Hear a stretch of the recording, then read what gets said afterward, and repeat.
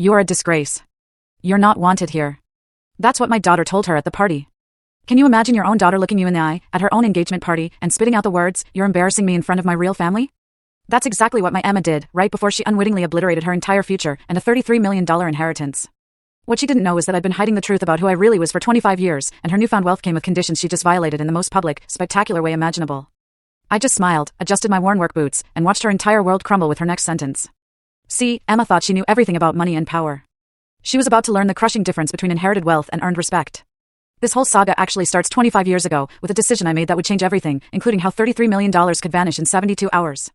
My name is Jake Williams, and for the last 5 years, my daughter Emma had been treating me like a second-class citizen in my own family.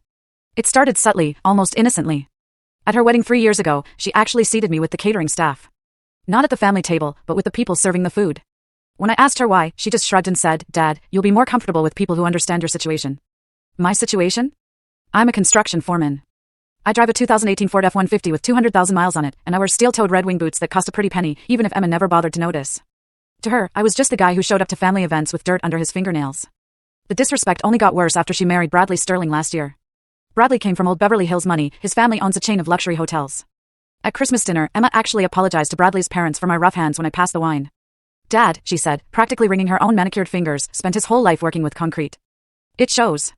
My blood ran cold, but I held my tongue.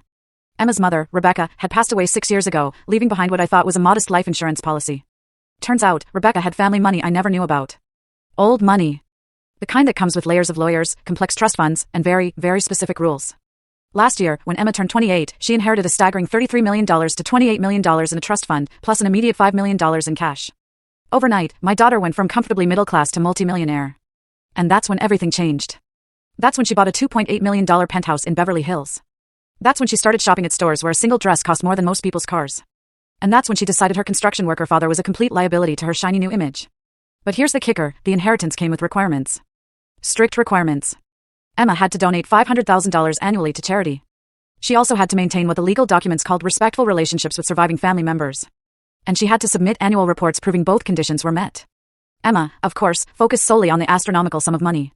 She completely ignored the devastatingly important fine print.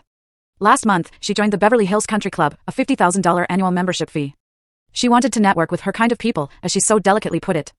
Her words, "Not and then watch the full story" link is attached below.